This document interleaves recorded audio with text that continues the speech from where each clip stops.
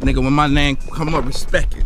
Let's go. Stop playing with my fucking name. For the past 2 parts, we've been breaking down the tension, the lawsuits, the subliminals, and the silent power moves that built up behind the scenes for years. And now, everything collides. In 2013, Jay-Z threw back that cold, sarcastic response, shrugging off Wayne's threats like they were jokes.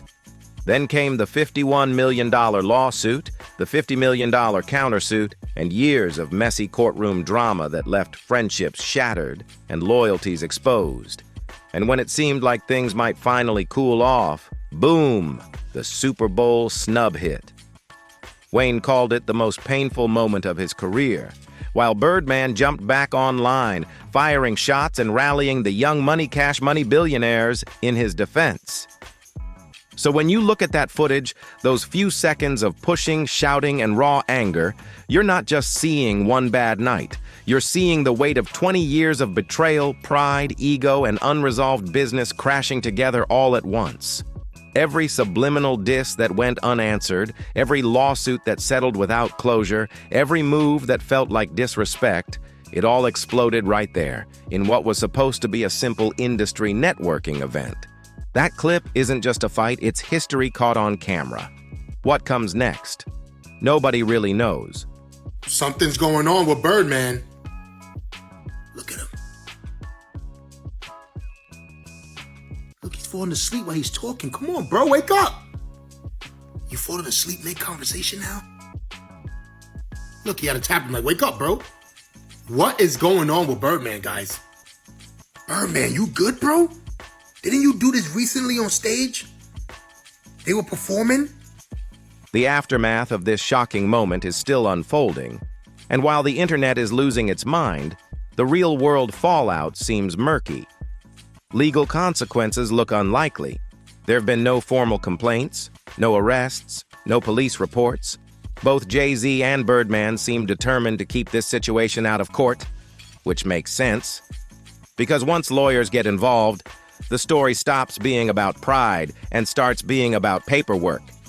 But in the court of public opinion, the verdicts are already flying. The fan base has split right down the middle.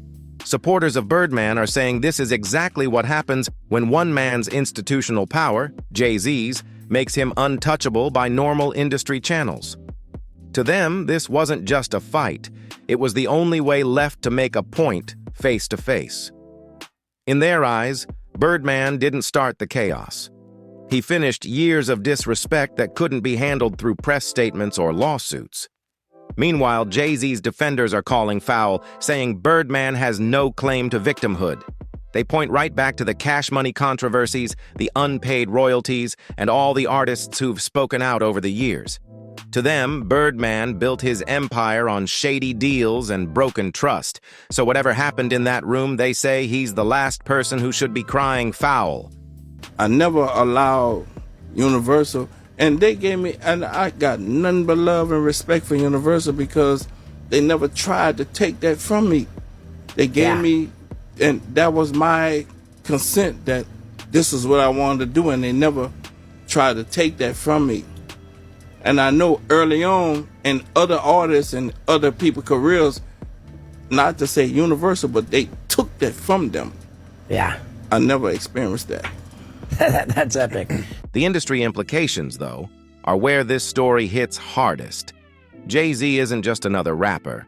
He's the face of corporate hip-hop integration. As the NFL's entertainment partner, he's the one curating the biggest stage in American music, the Super Bowl halftime show. His entire brand relies on professional control, the image of a mogul who can balance boardrooms and block parties with equal finesse. But footage of Jay-Z physically squaring up, no matter the reason, throws that image into question. Even if he was just defending himself, sponsors and corporate partners might not see it that way.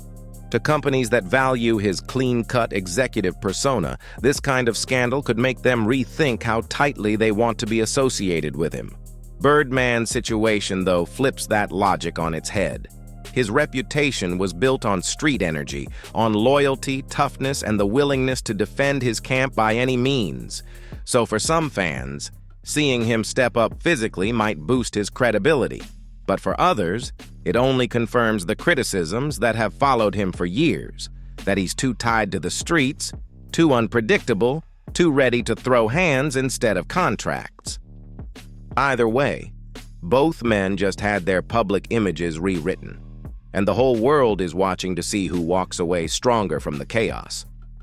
The man accused of diverting $70 million from his own artist, the same artist who said he felt like a prisoner under his label, was now throwing hands with the man who once tried to free that very artist through a title-exclusive deal.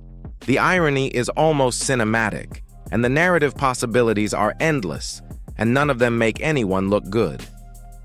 Somebody need to check on Birdman. I hope he's okay. This is not the Stunner I know. Falling asleep on stage, falling asleep mid-conversation. I ain't never do nothing like that, bro. Why was your head going down? Check on Birdman, guys. This video is for entertainment purposes only. I hope Birdman is okay, because it's like the second time he did something like that. For Lil Wayne, though, this moment cuts the deepest. Watching two of the most influential figures in his life, his mentor and his one-time would-be savior, literally come to blows. That's not vindication. That's emotional chaos. Because when it comes to Birdman and Jay-Z, Wayne's history with both men is a tangled mess of loyalty, betrayal, gratitude, and pain.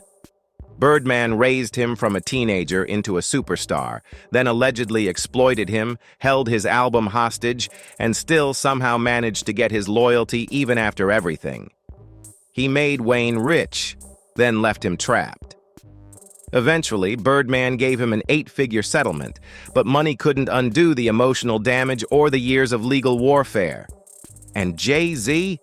That story's just as layered. Jay once tried to sign Wayne away from Cash Money, only to get hit with legal threats from Birdman for even trying. Say Jay-Z, say whoever, you know, maybe they can sell more albums, but they got to sell 10 times more albums to make as much money as you're making with Cash Money, because by the fact of you owning the music, you're making... I did own everything. I never allowed none of the labels to own nothing. Years later, he fired off disses about Birdman's money, took shots that sparked some of Wayne's most controversial bars in return, and then, ironically, helped Wayne release music when Birdman refused to. But fast forward to 2024, and Jay's decision to pass over Wayne for the Super Bowl halftime show in New Orleans, his hometown, felt like the ultimate betrayal. Wayne's in the middle of this storm, holding pieces of loyalty to both men, and resentment for both too. Watching them fight doesn't bring him peace. It just deepens the wound. Because no matter who wins, Wayne still loses. There's no outcome that untangles the web of business deals, broken promises, and emotional scars tying him to each side. Meanwhile, the footage continues to dominate every corner of the internet. It's been watched millions of times, with new reaction videos dropping every hour. You've got hip-hop YouTube channels breaking down each blurry frame, TikToks looping the audio to catch every half-heard word, and endless Twitter threads debating motives and alliances. The story's everywhere. Hip-hop Twitter, hip-hop Instagram, hip-hop YouTube. Every platform has turned into an echo chamber of speculation and disbelief. And still, the biggest questions hang in the air like smoke. Why now? Why there? What could have possibly pushed two men after 20 years of tension to finally let it spill out in public? Nobody knows the spark, but everyone's feeling the explosion. Maybe, just maybe, the answers to what really went down will surface once more witnesses start talking. Or if one of the men finally decides to break their silence. Or maybe we'll never know. Maybe the exact moment that pushed two legends over the edge will stay forever lost in the blur of that chaotic night. But what's not lost, what's crystal clear, is the path that brought them here. I own everything. Universal. No, Universal never owned nothing. We own all our own music, publishers. So when I figured out and found out, I went and established what was missing and what was lost, because we always owned everything. Still today, I own 100% of my company. I own 100% of my masters. Everything leading up to this has already been written in hip-hop history. The 2006 signing attempt that started the bad blood, the legal threats, the interview shots, the diss tracks, the lawsuit and countersuit, the title deal, the copyright battle, and finally, the Super Bowl snub that broke Wayne's heart and reignited Birdman's fury. And now, after years of quiet tension and strategic power plays, we've reached the point where two of hip-hop's biggest moguls, both legends in their own right, lost the cool their positions demanded. Hip-hop has always been comfortable with conflict. It thrives on it. Beefs build hype, sell records, and create moments that live forever. But the Jay-Z versus Birdman saga has always been about more than rhymes or headlines. This isn't about streams, chart placements, or social media traction. It's about power, institutional power, financial power. The kind of control that decides who wins Grammys, who headlines the Super Bowl, and who gets shut out of the room altogether. And you was falling asleep on stage? And now you falling asleep in the streets of Harlem? Yeah, that was in Harlem. He was talking, and he was falling asleep while he was talking. I never seen nobody do that before. I don't know, guys. People are saying that they don't think that's Birdman. But if you ask me, that is Birdman, because who else could it be? Come on, Birdman, you never did that. I mean, I get it, you touring the country and touring the world, whatever you're doing. But you can't be that tired to fall asleep mid-conversation like that. For years, that power war played out behind closed doors, in conference rooms, contracts, and court filings. These were battles fought with lawyers, money, and influence. But what that viral clip showed us this week flipped the whole narrative. It proved that even the richest, most powerful men in the game can still be pulled back into hip-hop's most primal form of conflict resolution: the fight. It's wild when you think about it. Both Jay-Z and Birdman are in their mid-50s now. They're not just artists anymore. They're architects of the industry itself. They built empires, changed culture, and turned rap into global business. Their power today doesn't come from dropping tracks, it comes from ownership, strategy, and decision-making. And yet, in one heated moment, all of that structure, years of boardroom deals, business finesse, and polished public image, fell apart. The Moguls became men again, stripped of titles and entourages, face-to-face in raw emotion. It's the most human thing imaginable. After decades of controlling everything and everyone around them, they lost control of themselves. That single clip captured something hip-hop hasn't seen in a long time. Not just a clash of egos, but a collapse of the very systems that kept those egos in check. Two empire builders, abandoning the tools of power, negotiations, lawyers, influence, for something far simpler and more explosive: the fight. What happened in that video wasn't just some random outburst, it was a regression, a full step backward into old habits that powerful men like Jay-Z and Birdman had supposedly outgrown. And that says everything about how deep this grudge runs. Regular business beefs, even the ugly ones, don't end with billionaires shoving each other at industry events. This wasn't just a disagreement over contracts or royalties. This was 20 years of tension, pride, betrayal, and bruised egos exploding in one raw moment. For decades, they've played this game through paperwork, lawyers, and press statements, but now, all that polished control just snapped. Whatever was said right before that video starts must have cut deep. Deep enough to make two men who've spent years perfecting self-control forget who they were in that room. That split second, those few reckless pushes, showed that no amount of fame, money, or business evolution can bury certain wounds. The fallout, though, goes way beyond a scuffle. People are already asking, what happens next? What does this do to Jay-Z's brand? The billionaire mogul who built his legacy on grace, control, and transformation. Jay has spent years crafting his post-rapper image.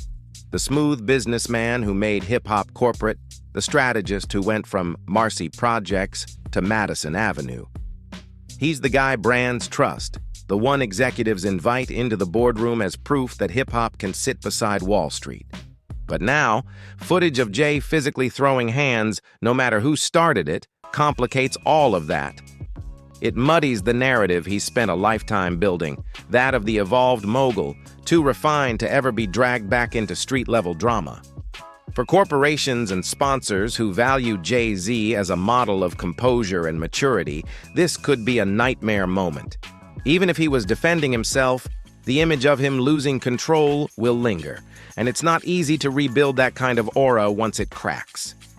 Birdman's situation, though, flips that entire logic on its head. His brand has always thrived on that edge. The fearless boss who protects his empire by any means necessary. Stories from his early days in the game talk about confrontations, intimidation, and a zero-tolerance attitude toward disrespect. For Birdman, this kind of smoke isn't new, it's heritage. But here's the twist. What would ruin Jay-Z's corporate reputation might actually amplify Birdman's credibility among certain circles. Some fans see it as proof that he's still that same street general, still unafraid to stand 10 toes down for cash money no matter who's in front of him. Yet others say it only reinforces the criticisms that have haunted him for years, that he's too tied to the streets to ever evolve past them. Because at the end of the day, Birdman never wanted to be a corporate darling. He built Cash Money Records as an independent empire, a kingdom that made its own rules. But even kings can bleed, and this time, the whole world saw it happen on camera. A physical showdown between Birdman and Jay-Z might have shocked the world, but for some fans, it actually boosted Birdman's image. In circles that prize authenticity over respectability, seeing him step up face-to-face with a billionaire mogul like Jay-Z only adds to his legend. To them, it proves he's still that same unfiltered force, unafraid to defend his name, his brand, and his legacy, no matter who's standing across from him. But the question remains, does this footage mark the end of a 20-year saga, or the beginning of a whole new chapter?